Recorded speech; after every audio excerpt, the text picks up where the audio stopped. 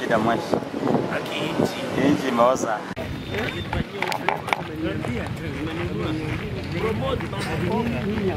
Hata nyinyi mnacheza na tafanya rally hapa ndani ya town.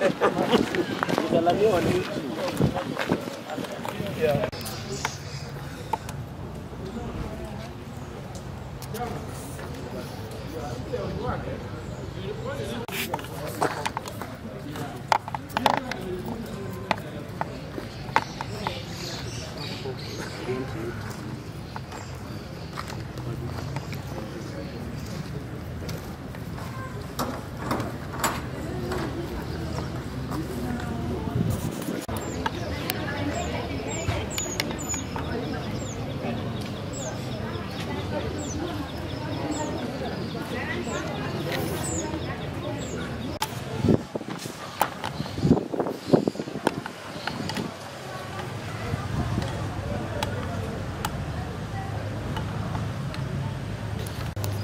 because with this kind of hits, the equipments are not working. We are still accommodating or admitting bodies. Yeah? Does it make sense? Well, actually, it's not. I'm not saying it's not still working.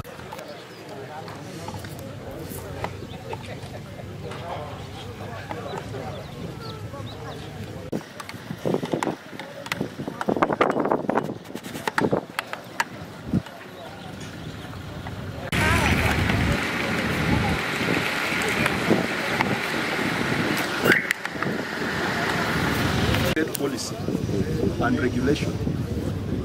What do you do to such a book? Basically, just for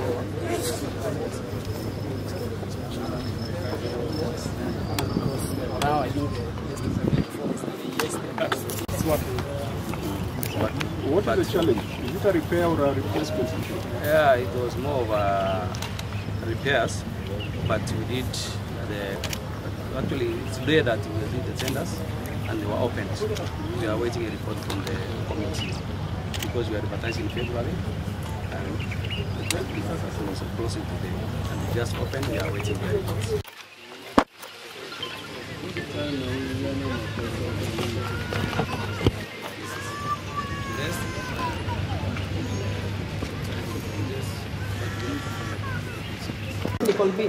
Yes, so those have done the design and they have done it. Muko tayari? So I can say a few in English, alafu senator aseme kwa Kiswahili. Najua Luo language is English language. Hawajui Kiswahili. Mtata was saying.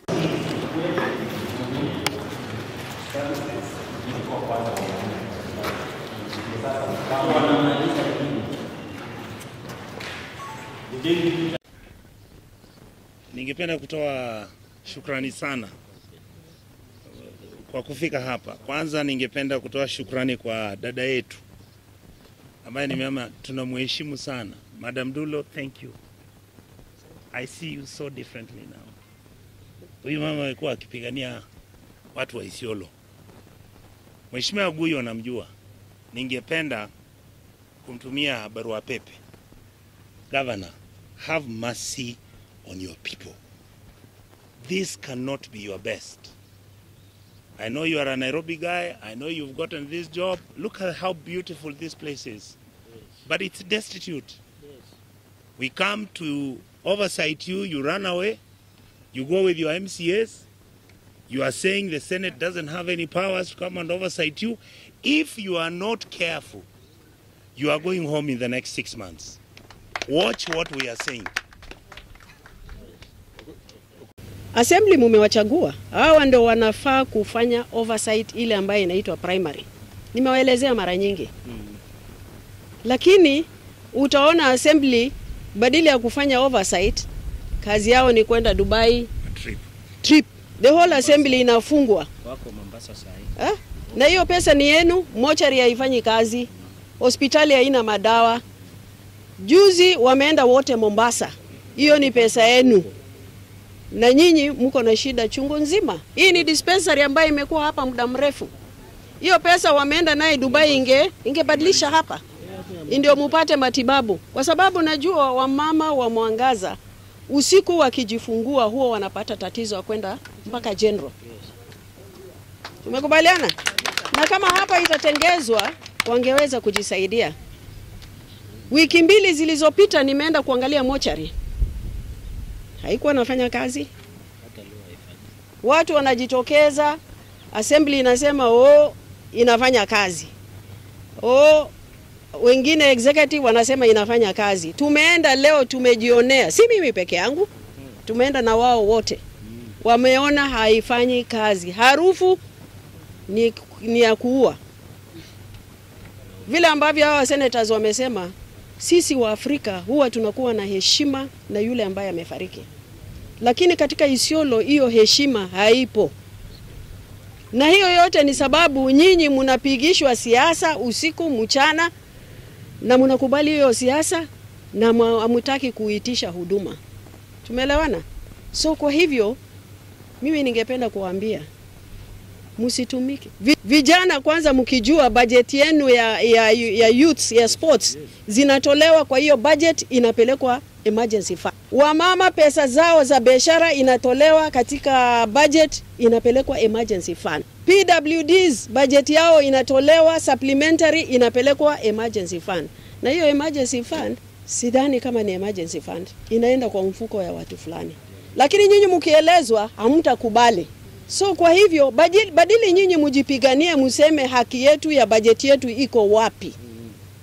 Mnaambiwa Fatuma anapiga sijui governor, anakataza yeye kufanya kazi, sijui anafanya nini. Mimi ninalipa mshahara. Na watoto wangu wako na hospitali cover ya parliament. Nani anaumia hapa? Ni nyinyi. Today the Senate came to hold its meeting in Isiolo. This is a Public Accounts Committee of the Senate. And my name is Moses Kajwang, Senator for Mutembei. I'm the chair of the committee. I've been joined by the Senator for Kisii, Senator Onyonka, the Senator for Nandi, Senator Cherargei, the Senator for Isiolo, Senator Fatuma Dulo, the Senator for Busia, the one and only Okia Omtata, and also nominated Senator Mariam Omar. We came here to establish what devolution has done in changing the lives of the people of Isiolo. Having a conversation with the governor of Isiolo to find out how his interventions in critical sectors like health, trade, water, and early childhood education have improved the lot of women in Isiolo. In advance, informing the governor of our coming to Isiolo. Unfortunately, when we arrived in Isiolo, the governor was a no-show. We have not received any explanation as to his whereabouts. The Senate has taken serious reservations about the absence of the governor. The Senate, sitting in the County Assembly chamber, made a number of resolutions. The first resolution was a reprimand to the governor and the entire county executive for failing to respond to the issues raised by the Auditor General and for failing to appear before the Senate committee. Number 2, the Senate, invoking its powers drawn from Article 125 of the Constitution and the Parliamentary Powers and Privileges Act, has imposed a fine of 500,000 shillings on the governor for Isiolo for failing to appear before the Senate, having been invited as a witness. And that money must be paid from his personal account and not from the revenue fund of Isiolo County. Number 3, the Senate has also invoked its powers to summon or to compel the appearance of the governor before the Senate by means of summons. The date, place for the summons will be communicated in due course, but we will also be instructing the Inspector General of Police to make sure that the governor appears before the Senate, failure to which he will have to be arrested and forcefully presented before the Senate. Now, all this was not necessary because we did not come on a witch hunt. And we did not come to do local politics. We came to see what the money that Senator Dulo and the rest of us have been fighting for to come to the counties, what that money has done. We went to see the county headquarters, a very grand project that has been on for the last 6 or so years. Unfortunately, they could not even allow us to go in. We went to the market. We found the market has been stuck for many years. We've gone to the stadium. We found the stadium is a white elephant. We have come to the dispensary here. We have found that it has become a slaughterhouse rather than a place for treatment of patients. We have gone to the mortuary. We have found that you have a mortuary where even the cooling systems are not working. And they were blaming us for turning off electricity, saying that it was working before we came.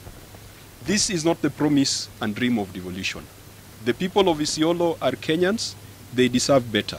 They deserve quality health care at the same level as the people of Kisii and the people of Nandi.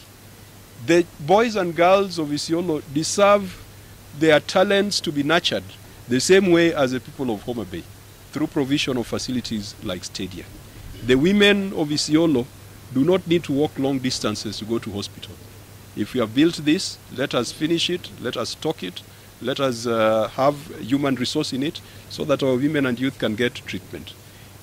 Senator Cherargei will say it, but he said something that I found very interesting, that in Isiolo, maisha ni ngumu kama uko hai, na hata kama umekufa unapelekwa kwa ile mochari, maisha bado ni ngumu. It should not be that way. So we are going back to Nairobi very disappointed at the state of affairs, but to the people of Isiolo, the Senate will not leave you alone. The Senate will be on your side. When we send the money to the county, we are not sending it to the governor and the bosses. We are sending that money to benefit you. You are lucky to have a senator who has always fought for Isiolo. That county headquarters that is told, it is Senator Dulo who fought for Isiolo to be among the counties that were benefiting from that conditional allocation. The county assembly, the ones who have disappeared on us today, it is Senator Dulo who fought for the county assembly to get an additional 60 million for them to complete their premises. When the politics of one man, 1 shilling, 1 vote was there in the last parliament, it is Senator Dulo, alongside other gallant senators, who stood firm to ensure that Isiolo was not losing out on revenue. If Senator Dulo wouldn't have spoken out, Isiolo would be receiving 2 billion Kenya shillings, not 4 billion Kenya shillings. The Senate exists to protect and defend the interests of counties and their governments, but where the county government's interest is at odds with the interests of the citizens, the Senate will stand with the citizens and will call out the county government. And the county government is the assembly and the executive. Leo wamepotelea mitini, hatujawaona, and as they say in English, the guilty is afraid. And why would they be afraid? They should only be afraid if they are committing illegalities, if they are stealing, if they are doing all sorts of bad things here in Isiolo. Finally, we have declared Isiolo a crime scene because there's nothing that we have seen that seems to be working. Being a crime scene, we will be calling the EACC to come here, the Office of the Auditor General, the Directorate of Criminal Investigation, and if these organizations cannot make sure that resources are properly utilized, Senator Mtata has advised us that we could still push for either dissolution of this county government or push for suspension or stoppage of funds to Isiolo County. Ni Cherargei Kiprotich, mimi ni senator ya county ya Nandi na pia naibu mwenyekiti wa Senator Kajwang katika County Public Accounts. Sisi kwa heshima ya kamati ya mwenyekiti na dada yetu Senator Isiolo Fatuma Dulo, tumetembea Isiolo hii kuangalia zile pesa ambazo tunatuma kutoka kule Nairobi zimefanya kazi katika mashinani. Tumeshangaa sana, tumeshtuka sana, tumeshikwa na kiwewe kwa sababu zile pesa zote ambazo umetuma asijafanya kazi kulingana na mujibu wa sheria na katiba na heshima ya wananchi. Tumeenda pale tukatarajia governor atakuja aelezee jinsi ambavyo ametumia pesa ambazo tunatuma, aje kuja ameingia mitini. Juzi wiki mbili iliyopita alikuwa katika bunge la seneti akisema counties ziongezewe pesa.